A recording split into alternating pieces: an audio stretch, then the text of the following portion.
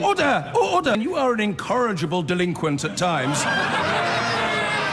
Behave yourself, man! Now, last night, we showed how Dutch exporters are preparing for a no-deal Brexit and reported on concerns within the NHS that a lack of preparation could hit medical supplies. Tonight, we hear from people working in the fishing industry in Wales.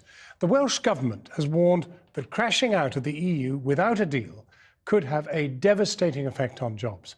But as Andy Davies found out, the threat of tariffs, transportation delays and new levels of bureaucracy are not dampening workers' desire to quit the EU. Fishguard off the Pembrokeshire coast earlier this week.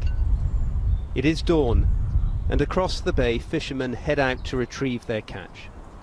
The shrill ructions of Westminster a distant cry. It is a picture of calm, but one which the Welsh Government claims belies a gathering storm and an industry facing potential collapse. Around 2,000 vessels fish for shellfish along the UK's coastline. Most of the product is exported to EU countries. 2 kilos of spiders, wasn't it? Were they large spiders or small spiders out of Eddie's? Large, 2. Nerys Edwards runs a shellfish export business. Once a week she's here buying off local fishermen, grading the catch and then loading it onto a truck sent here by her Spanish customer. What produce are you loading up this morning? This morning we have lobsters, brown crabs, spider crab, velvets, prawns, winkles, a little bit of everything with a shell on.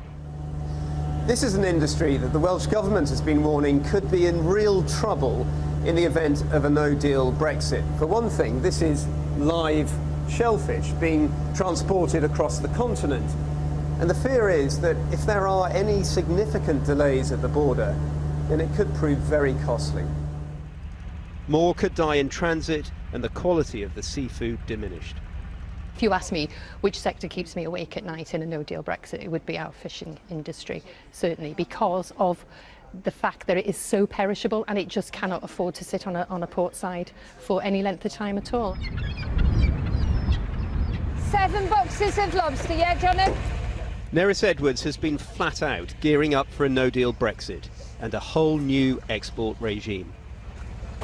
To sell to the EU without a Brexit deal, she'll need to provide a new catch certificate detailing the background to each catch she buys off each fisherman, and then an export health certificate signed off by an environmental health officer for every consignment, amongst many other new requirements. It's going to be a lot of extra work for you if it comes to a no deal. It's meant employing another member of staff. So we have 52 certificates. We can do that because it will... And if her Spanish clients, no fans apparently of Brexit, stop sending their truck to her, she says she'll go to them. And is even spending thousands on kitting out a new truck to do so. This is the internals of the lorry. Brexit has come at quite a cost for someone who voted for it. Have you quantified how much extra you're now spending at the moment? About 40,000. Preparing for a no-deal Brexit? Yeah. £40,000? Yeah. Did you imagine that's what you might be spending when you voted leave? No. Do you regret voting leave? Not at all. Not at all. Because some people might find that very strange, that you voted leave. Yes. And you're now in a situation where you are spending a huge amount of money. I knew when I voted leave that it would directly affect my business, both my businesses, the farming and the shellfish. But I also believe that I'm not the important person here, that the whole nation is important. So for the greater good is why I voted out. And for my grandchildren and their futures, that's why I voted out.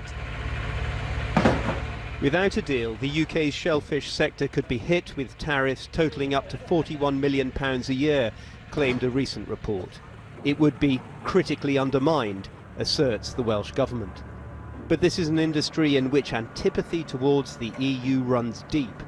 I asked this fisherman if he was worried about Brexit. Worried about it not happening, worried about it getting shafted on it. That's the only worry that there is. Is it not coming off? Or we're ended up with a deal that's going to make it worse for us, that ties us still to the EU. But don't you need a deal? Don't No, you need a deal no, to we sort don't of need a get rid of deal. the tariffs that, No, that might no. hit you? I'm willing, personally, I'm willing to go through that to get to the other side. And we'll do the best we can to make it work. I have absolutely no intention of failing my fishermen whatsoever. And if we all take care of each other, it'll turn around. You know, we're all expecting a bumpy year, but we all think it's going to get better. And so another load of live lobster and crab departs West Wales for Spain. A weekly routine upon which livelihoods depend, trying to shield itself against the unpredictable headwinds of a possible no-deal Brexit. And Andy Davis now joins us live from Cardiff. Andy, the government there in Cardiff this very day has actually been reiterating warnings about a no deal.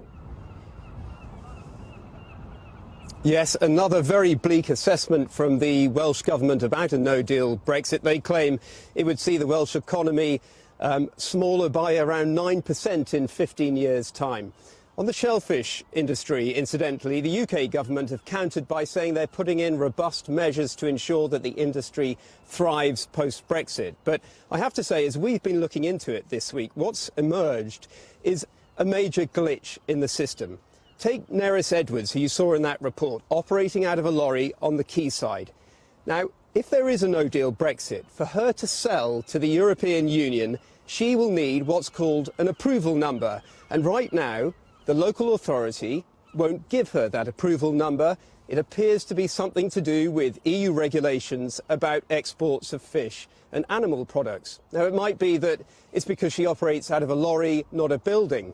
It's not clear. And however technical and complex this is, the point is it may have serious implications, because we've been told tonight that there are dozens of other businesses around the UK who may be affected by this and who may have to change their models of operating very significantly if they want to trade within the EU post a no-deal Brexit. Someone in the fishing sector said to us tonight that they've been banging their head on the floor for months trying to find a way around this. DEFRA, the Welsh government, we've been speaking to people in those organisations, they've said they are trying their best to find a solution. But as it stands right now, someone like Nerys Edwards, who, as you saw in that report, has worked so hard to prepare for a no-deal Brexit, if she doesn't get that approval number, then she will not, in the event of a no-deal Brexit, be able to trade in the European Union. And as she pointed out to us, there are around 50 fishing families in Pembrokeshire who rely on her to do just that. Andy Davis in Cardiff.